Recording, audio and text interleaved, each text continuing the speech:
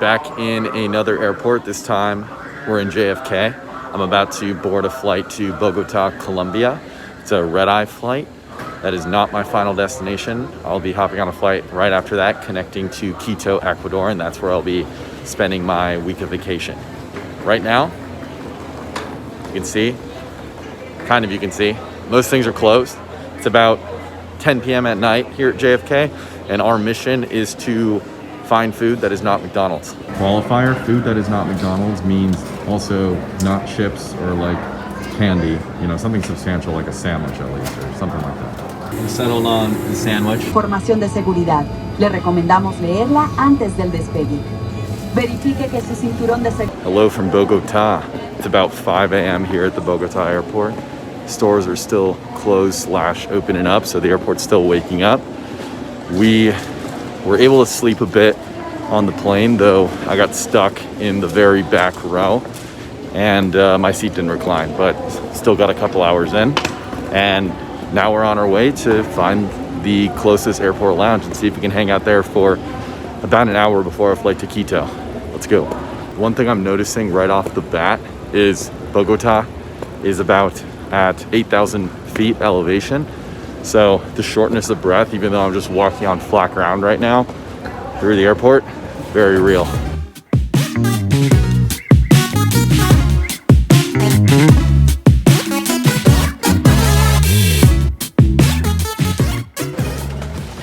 All right, here at the Priority Pass Lounge.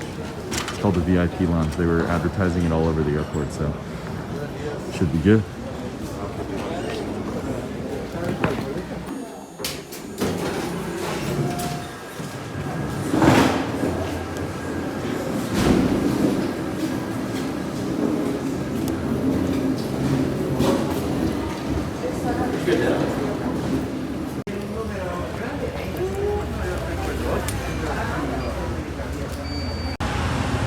Successfully got through security. We did, but our other friend is being detained at the gate. Unsure what's going on.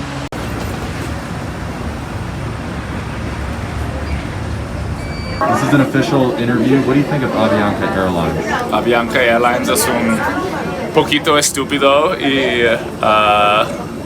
yeah, they're pretty mediocre. But as far as Latin American airlines go, I'd probably rate them like the 5th best airline in Colombia, so it's pretty good, honestly. I'm a little more extreme than Donnie. Avianca, I think it's actually probably the best airline in Latin America, but compared to US airlines, alright, Copa's not bad, but compared to US airlines, you just have to deal with, it's a lot more stressful, like the app doesn't work well, there's always problems when we're trying to board a plane, yada yada yada. There's more unforeseen issues.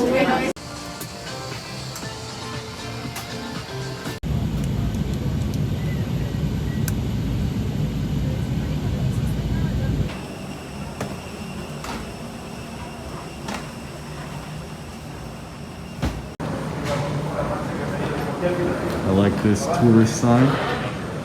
Latitude 0, given we're right on the equator.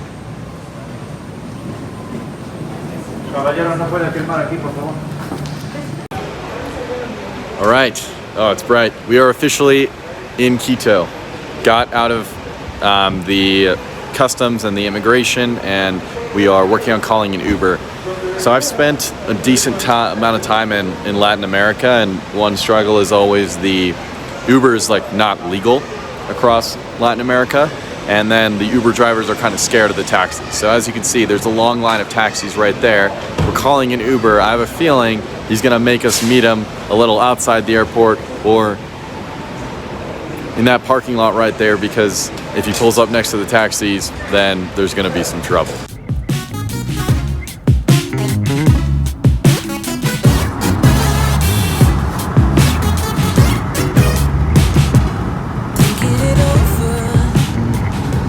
Spondylus es un animal. ¿Qué animal? El Spondylus, el nombre de la ruta, sí. Es un animal. Ese es un ¿Qué tipo de animal? Similar a la langosta, al crab. Ah, langosta. Sí. Ah, bueno, vive en el mar. Yes. Ah, sí.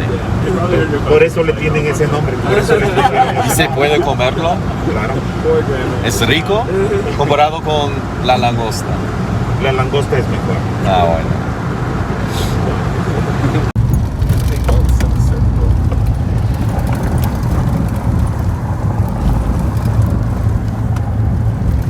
Tomamos la ruta rápida, porque la ruta... Esta ruta es más rápida que la carrera. Sí, Muy bien. pero pasamos por esta ruta es antigua. Por aquí bajaban los incas. We have arrived at our Airbnb. We opted for the taxi as opposed to the Uber. As long as you get one inside the airport and pay in advance, then low risk, and Uber was taking forever to come. So let's check out the Airbnb. All right, we're very happy with this Airbnb. Super nice. This is the living room. Comes with a big skylight. Great success.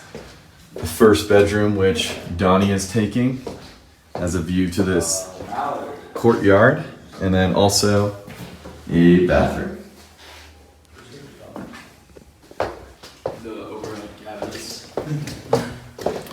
All right, and then here we have the dining room with 2 tables, and again a view into the front courtyard. Very spacious kitchen.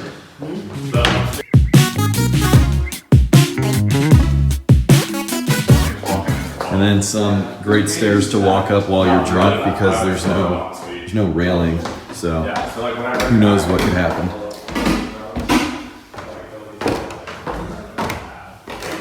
And then we have a bunch more bedrooms, and this is the room that I'm taking.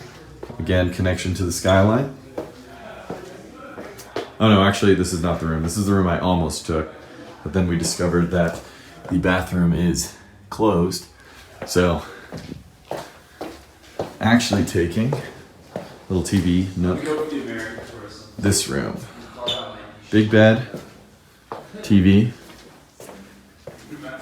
view of outside, and fully functional bathroom. Success. Pero no recuerdo nada. I forgot the words.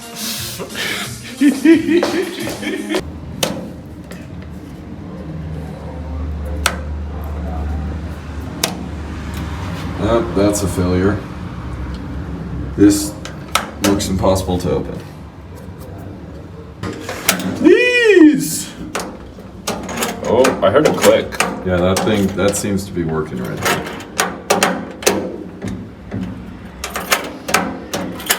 I don't know.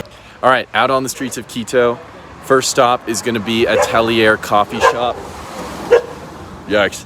They also have food, and then we will continue on our day. We're going to go visit a statue on top of the mountain. I forgot the name of it. I'll get back to you guys.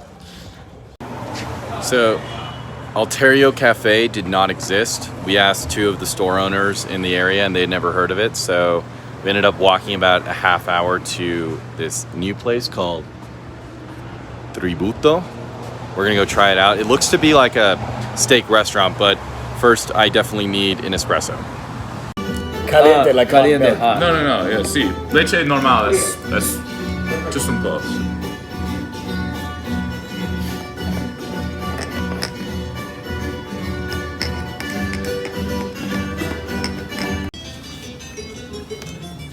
These are probably the most authentic looking bacon and fries that I've seen. Good.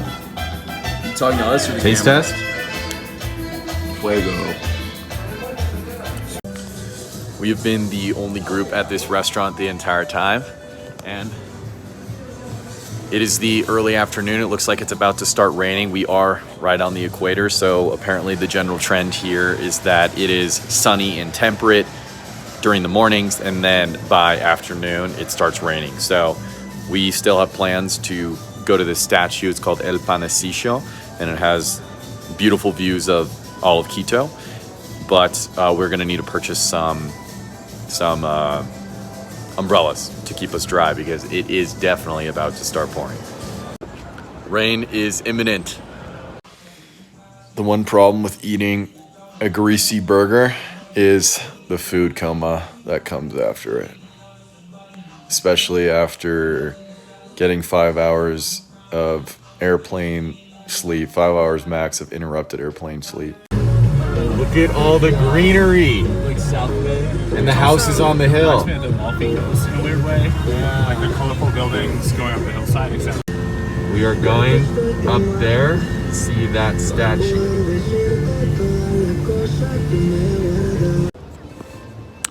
All right, welcome to El Panecillo. The highlight of this area is that statue right there. That is the El Virgen de Quito. It was built in 1976 by a Spanish artist. This is just like a great attraction in Quito because of the immense views we have of the surrounding city from up here. You can literally see everything.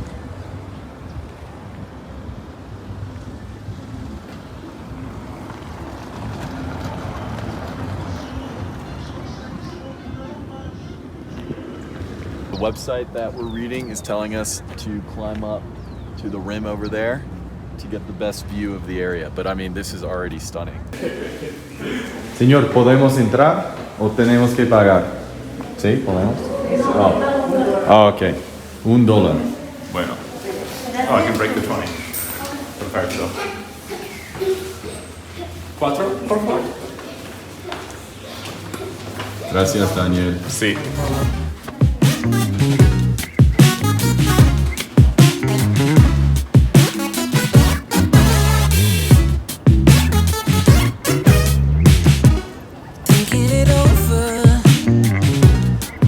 All right, best views in the whole place, right here.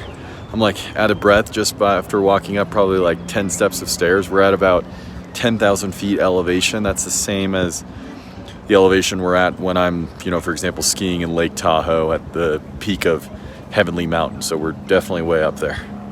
Very kind gentleman running the ticket stand for the Virgin statue right there was kind enough to give us some recommendations for the best coffee shops around here. I'm a big coffee aficionado, as I've mentioned before. So the plan is to try the coffee near that little red hut right there first. That coffee is supposed to be, kind of mediocre, but the benefit of that restaurant is that it has beautiful views. And then we're gonna walk down the mountain into the city center, and there are some coffee shops there that are brewing fresh ground coffee from small farms and across Ecuador, avoiding the industrially farmed coffee and focusing more on the farm to table type of stuff. So let's see how it is.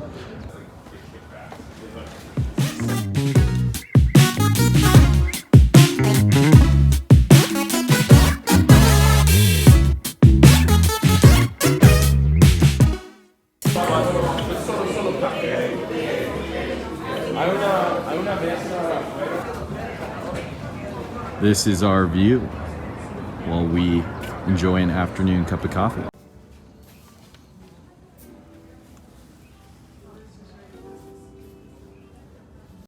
Cappuccino. Gracias. Mochaccino.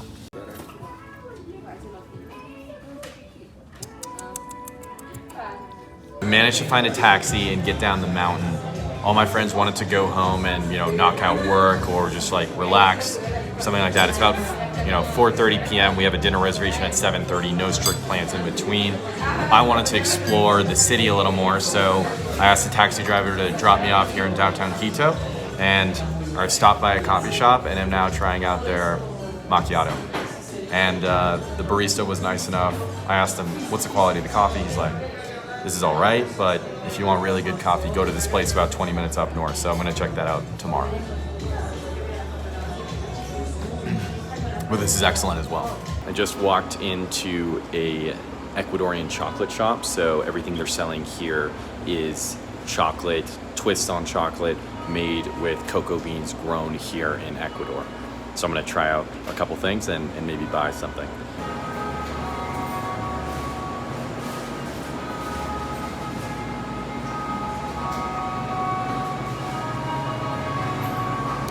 So we have these two chocolate bars. They're both dark chocolate. They're both, sorry, wrong one.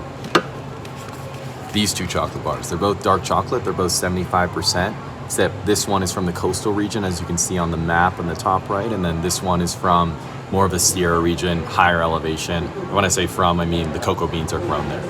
So I went up and asked him, I'm like, can you really, you know, these two regions are right next to each other. Can you really tell, you know, from a taste standpoint, can you really tell a difference, even though they're both the same amount of dark chocolate? They're both 75%. And he said, yes, you totally can. And sure enough, he gave me a taste test. And this coastal chocolate is, you know, it's grown in a warmer climate. And for whatever reason, the taste to me was more harsh, more bitter. I wasn't as much of a fan. And then, you know, this one was, you know, grown at the higher elevation, much more floral, less harsh, but still had that like cocoa kick. It was delicious, like so much that I am going to buy this. La chocolate negro 75% con avellanas. Gracias. Perfecto. If this is not an artisanal ice cream cone to you, I don't know what is. The bar of chocolate on top was nice. It's 75% dark chocolate ice cream mixed with hazelnuts, and then we got the bar of chocolate on top. I opted for this instead of the chocolate bars because later on in this trip we're going to be road tripping along the Pacific coast where it's like 90 degrees every day, so I was worried that the bars would melt in the heat. Also, it's absolutely delicious. Let's check out the museum at the back of this cocoa shop.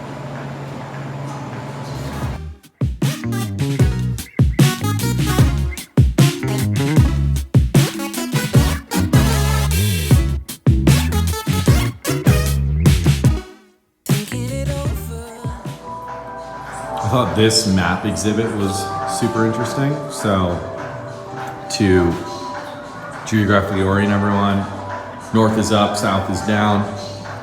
Here are the Galapagos Islands, and then this is Ecuador. We are right here.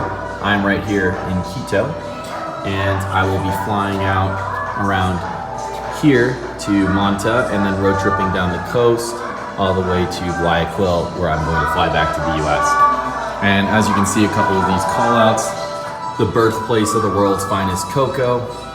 That's this blue region right here around Guayaquil, and that's where some of the cocoa in this store is sourced. And the reason why that blue area is so good is this collision of the Humboldt cold current and the El Nino hot current. For some reason that, you know, I'm not familiar with the deep science, but that creates this natural greenhouse effect that makes this blue region the perfect area to grow cocoa. So we have great cocoa here, and then this other call out says fantastic coffee in the Loja region of Ecuador at the very south. All right, heading home. It's about 6 p.m., so I need to get changed before dinner. I hopped into a taxi because Uber was taking way too long. This generally is not the safest thing to do in Latin America, but hopefully it's all right. Luckily, nothing bad happened with the taxi. He dropped me off. The ride cost $3, which is great. You know, welcome to Ecuador prices. I tipped him $1 and he dropped me off just well. So now I just called another Uber. I took a shower real quick and then I just called another Uber to our dinner spot. It's called Somos Restaurant. We are doing a 6-course tasting menu. It is like traditional Ecuadorian food, but you know, the upscale version. And I also plan to do the wine pairing with it.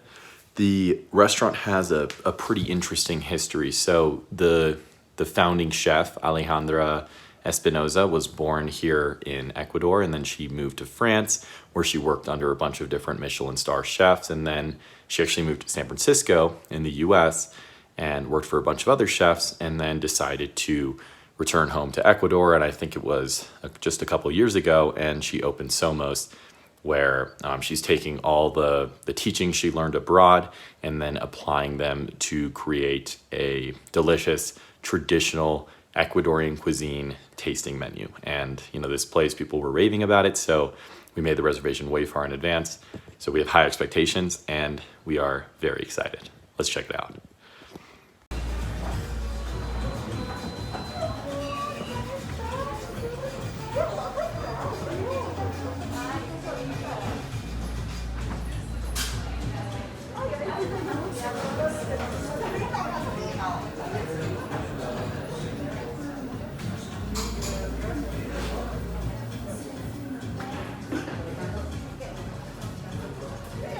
I arrived at the airport before my friends. They stepped out early to go grab a couple drinks. I'm just meeting them here. The plan is to do the tasting menu, and then I'm also going to do the wine pairing. The restaurant offers a cocktail pairing as well, and I think a couple of my friends are going to offer that instead. Really looking forward to this. You can eat. And the natives of the Amazon region eat alive. That's it. It's not crazy. It's different when you eat and you will fire oven. So it's like a pork. Wait, so is it cooked or is it raw? No, it's raw, dude. It's roasted. This is roasted. No, it's alive. But and the first course is roasted in the over. Oh, the first course is this. So this is called a chantakuro. It's a Amazon rainforest maggot. They have prepared it with this mandarin lemon lime type of deal for us to eat. I cannot do it, so I'm sitting it out. Drunk, and that'll make it easy. What is this head though? It's his head, bro. Oh my god, it's hard. Dude, I can't fit it with my fingers. Bonnie, do a taste test. God damn. Kind of just tastes a shell. It's like eating shrimp. Maggots are the future. Okay. Right to the Wait. So you have to grab the head because the head bites. The head bites? Yeah, really hard actually. So you grab from the head and then like chew. It's really hard because it's like a little bit chewy in the inside. You have to bite it really hard. Pull out. Alright, you got this. Alright. Hold on. So I pick it up Wait, let me know when you're ready. from the head. Then you bite What if the head really bites hard. my fingers? Yeah. It will? Like this. Then you bite. You can do it, dude. So when I bite into it, does it move in my mouth? Give it. Just a few seconds. Wait, tell me when you're ready. Can I just cut the head off? No. You have to No. like, bite and cut. No. Can I like take a knife and cut No, the head off? God. Okay. Go. Hold on. Give me a sec. I'm warming up. Real quick motion, bro. On the head. You got this, alright? You got this, dude. Go real Dude, quick, one bro. chomp. Like this? One chomp. Like this, right there. Yeah. Do it. Like that. On the, Like this. neck. Like the neck? Like Yeah. right. Like this. Better. You got it, Ray. Come on, Ray. I don't know if I can do this. Do right. it. You got it. Go. Just one chomp. Don't look. Just put it in your mouth and chomp. Put it in your mouth and chomp. Go. Did you see that? What? It just spit out blood, bro. Oh, I think I killed it. Oh, come on. He did spit out blood. What is that? Bro, go. You got it, dude. You gotta stop thinking about it. You just gotta put it in. It's gonna move in my mouth. That's why you gotta chomp it. You should chomp. Come One on. chomp will kill it. Your food moves in your mouth and you eat it anyway. Just got done at the restaurant. They invited us down to their speakeasy. We were initially excited, and it is a cool space, but it is kind of empty. So we're gonna have one drink here and then get on to the next thing.